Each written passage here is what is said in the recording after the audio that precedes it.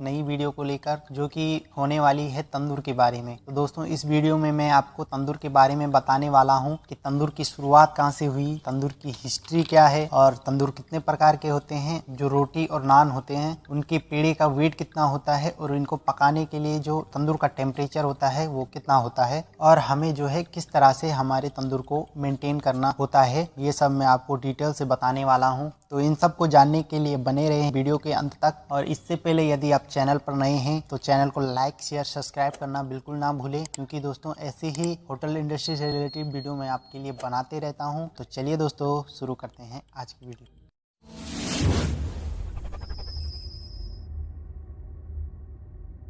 अगर खाना पकाने की कोई एक तकनीक और उपकरण है जिसमें कि कई तरह से खाना पकाया जा सकता है तो वह है तंदूर। दोस्तों तंदूर शब्द जो है एक उर्दू शब्द है जो कि पर्सिया से लिया गया है, जिसमें कि तंदूर को तन्नोर कहा जाता था। भारत में तंदूर का इतिहास प्राचीन भारत की सिंधु घाटी और हड़प्पा सभ्यताओं से माना जाता है। इन स्थलों पर खुदाई से तंदूर के अवशेष पाए गए हैं। इसके अलावा तंदूर के अवशेष प्राचीन मिस्र और मेसोपोटामिया की सभ्यताओं में भी पाए गए हैं। दोस्तों तंदूर जो है मुगलों के समय भारत में काफी लोकप्रिय था, खास तौर पर जब जहांगीर के वक्त एक स्थान से दूसरे स्थान पर ले जाने वाले हल्के तंदूर विकसित हुए, जिनको सुवाहाय कहा जाता था।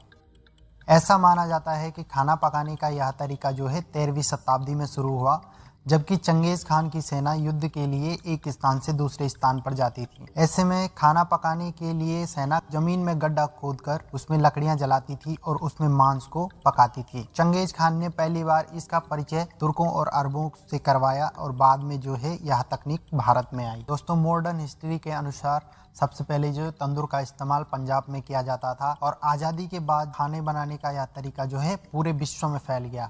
इंडिया के अलावा तंदूर का इस्तेमाल अफगानिस्तान, पाकिस्तान, ईरान, बांग्लादेश और टर्की में ज्यादा किया जाता है। तंदूर जो है 3 प्रकार के होते हैं, आर्मेनियम तंदूर, अफगानी तंदूर और पंजाबी तंदूर। तो दोस्तों आर्मेनियम तंदूर यानी कि एशिया और यूरोप के मध्य जो है एक जगह है जिसका नाम है आर्मेनिया। तो आर्मेनिया में जो है तंदूर को तोनीर कहा जाता है। फिर आता है अफगानी तंदूर। तो दोस्तों अफगानी तंदूर जो है मिट्टी के अंदर बना होता है, जिसके ऊपर बैठकर रोटियां बनाई जाती हैं।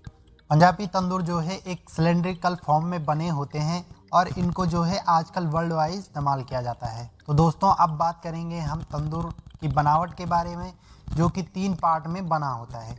दोस्तों तंदूर के सबसे अंदर का जो पार्ट होता है वो क्ले मिट्टी का यानी कि चिकनी मिट्टी का बना होता है, जिसमें कि हम रोटियां चिपका कर बनाते हैं। इसके बाद जो तंदूर के बीच वाला पार्ट होता है तो दोस्तों उसमें जो है कंक्रीट, नमक और कांच को कूट करके डाला जाता है, जिससे कि तंदूर में लंबे समय तक हीट बनी रहे। और सबसे बाहर का जो पार्ट होता है वो मेटल या लकड़ी का बना होता है। तो जब भी हम एक नए तंदूर को यूज करने वाले होते हैं तो सबसे पहले इसमें जो है एक मसाला लगाया जाता है।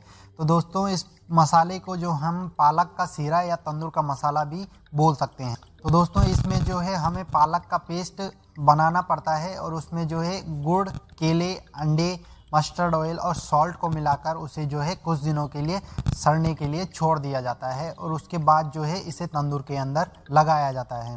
मसाला लगाने के बाद जो है तंदूर को कुछ देर के लिए छोड़ा जाता है और उसके बाद जो है इसे धीरे धीरे जलाया जाता है, जिससे कि तंदूर में किसी भी प्रकार का क्रैक नहीं आता है और जो भी तंदूर के अंदर छोटे छोटे छेद होते हैं वो भर जाते हैं और तंदूर की सेल्फ लाइफ जो है बढ़ जाती है और तंदूर लंबे समय तक चलता है। तंदूर में जो सीख होती है उनको आयरन स्टिक या स्क्यूअर कहा जाता है, जिनमें हम कबाब लगाते हैं। तो दोस्तों इसके अलावा जो है तंदूर में एक गद्दी होती है जिसे कि ब्रेड पैड या नान पिलो कहा जाता है और तंदूर में जो है 2 शीकों की एक जोड़ी होती है जिससे कि हम रोटियां निकालते हैं। तंदूर के नीचे जो है एक होल बनाया जाता है जिसे तंदूर का पिट कहा जाता है। होल जो है तंदूर में ऑक्सीजन को मेंटेन करने के लिए होता है और जिससे कि हमारे तंदूर की हीट मेंटेन रहती है।